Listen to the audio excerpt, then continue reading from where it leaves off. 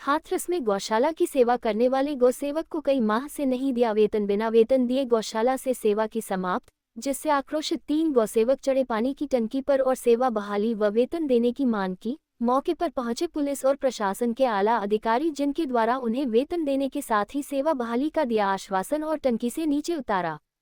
आपको बता दें, हाथरस सदर क्षेत्र में दाऊजी किला परिसर में नगर पालिका द्वारा संचालित गौशाला है, जिसकी सेवा के लिए नगर पालिका के स्तर से गौसेवकों की नियुक्ति की गई थी, जिसमें एक विशाल शर्मा नामक युवक को भी गौसेवा के लिए यहां पर रखा गया था, जिसका पिछले 4-5 माह का वेतन नगर पालिका द्वारा नहीं दिया गया। वहीं उसकी गौसेवा भी समाप्त कर दी, जिससे आक्रोशित होकर विशाल शर्मा और 2 अन्य गौसेवक घास की मंडी में स्थित वाटर वर्क्स की पानी की टंकी पर और अपनी सेवा बहाल करने की मांग करने लगे। तीनों की टंकी पर चढ़ने से वहां हड़कंप मच गया और लोगों की भारी भीड़ जमा हो गई, जिनके द्वारा उन्हें उतारने के लिए काफी समझाया, लेकिन तीनों युवक अपनी मांगों पर अड़े रहे। मौके पर पहुंचे पुलिस प्रशासन के अधिकारियों के द्वारा भी उन्हें काफी समझाने का प्रयास किया गया, लेकिन तीनों अपनी मांग पर अड़े रहे। उप जिलाधिकारी के द्वारा उनकी वेतन देने के साथ सेवा बहाली का आश्वासन दिया गया, जिसके बाद तीनों युवक टंकी पर से नीचे सराए। तीनों युवकों के उतरने के बाद पुलिस प्रशासनिक अधिकारियों के द्वारा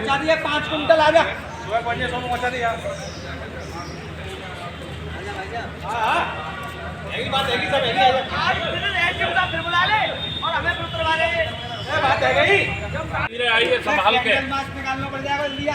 हां घनश्याम अरे घनश्याम मेरी बात करा दो तो हां आ गए तो ठीक है। ये का है, ये पहलवान में लगे हैं भाई, पहलवान में सीधे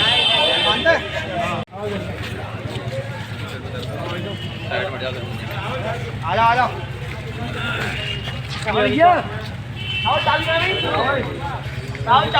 आप लोग टंकी पर चढ़े थे, क्या मामला है, क्या कारण रहे कि आपको ये कदम उठाना पड़ा? मैं लिखे हैं कि विशाल बल्लभ सिंह नाम है मेरा, गौसेवक हूँ मैं, इलाकाई गौशाला में हूँ काफ़ी टाइम से। और आदिवासी अधिकारी श्री अनिल कुमार जी ने मुझे बुलाया था और उन्होंने मुझे सेवा दी। उसके बाद में नगर पालिका की जांच होती है। जांच होने के बाद में सबके सत्यापन के कागज़ मांगे गए कि आप अपने अपने सत्यापन के कागज़ जमा करें। जिस दिन ओसी साहब आए थे उस दिन मैं था नहीं, मैं किसी घायल गाय का उपचार करा रहा था। फिर उसके बाद में जब मैं पहुंचा अगले दिन, तब वो मुझे नहीं मिले। 4 घंटे में कलेक्ट्रेट बैठ के आया। फिर मैंने उसके बाद में ओसी साहब को अगले दिन कागज़ के लिए बोला, तो उन्होंने मुझसे ये मना कर दिया साहब कि मैंने शासन को रिपोर्ट भेज दिया, मैं इसमें कुछ नहीं कर सकता विशाल, मैं आपकी कोई मदद नहीं कर सकता। फिर मैं एडीएम साहब के पास गया, मैंने उनको अपने सत्यापन के कागज़ दिए और अपना प्रार्थना पत्र दिया। उसमें बताया मैंने कि मैं किस कारणवश गौशाला में नहीं था, लेकिन मेरी किसी ने नहीं सुनी और ना तो मेरा सत्यापन हुआ, ना ही मुझे वेतन दिया। और मैं ऐसे ही गुहार लगा रहा हूँ सभी अधिकारी। अब क्या आश्वासन दिया है?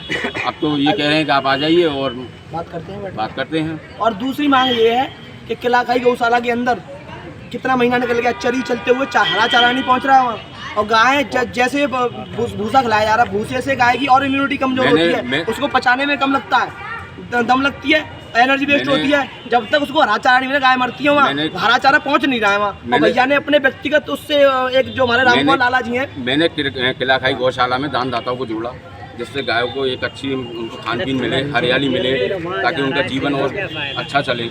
मैंने खूब व्यवस्थाएं बनाने की कोशिश की, रात और दिन घायल गायों को, बीमार गायों को, इन सब गौ सेवकों की मदद से खुद भी जा करके सारी व्यवस्थाएं बना करके, तो मुझे जिला प्रशासन मुझे ठेंगा दिखा रहा है। कितने महीने का वेतन नहीं दिया? अभी 4-5 महीने का मेरा वेतन नहीं है। तो बरकरार सेवा दे रहे हैं। तो सर 3 युवक यहाँ टंकी पर चढ़ गए, तो उनका आरोप है कि एक तो उनका सत्यापन नहीं किया गया और कई माह से वेतन नहीं दिया गया है। अभी क्या आश्वासन दिया है आपके स्तर से, क्या आश्वासन दिया गया है, उन्हें उतारा गया है? देखिए, सबसे बड़ी बात यह है कि बार बार ये शिकायत आती है कि वो लोग अनुपस्थित रहते हैं या जो भी कारण है। उसको लेकर कई बार जिलाधिकारी महोदय के स्तर से या उच्चाधिकारी के स्तर से उपस्थिति को लेकर जांच कराई। इसमें ऐसा पाया गया, ऐसा बताया गया कि विशाल नाम का कर्मचारी जितनी बार उनको वहाँ पे देखा गया, वहाँ पे अनुपस्थित किया। अनुपस्थिति की वजह से उनका वेतन रोका गया है। बट अभी हमने आज इन लोगों से लेके प्रत्यावेदन ये कहा है कि आप प्रत्यावेदन दे दीजिए और उसको हम दोबारा वेरिफिकेशन करा लेंगे। वेरिफिकेशन के आधार पर उनका वेतन जो भी आ रहे थे वो कर दिया। इसके अलावा कुछ इशूज़ आपने बताए हैं, गौसेवकों की तरफ से बताया गया है कि वहाँ चारे को लेकर कुछ दिक्कतें हैं गौशाला में। मैंने उनको आश्वस्त किया है कि अभी हम मौके पे जाकर उसको भी सत्यापन करेंगे।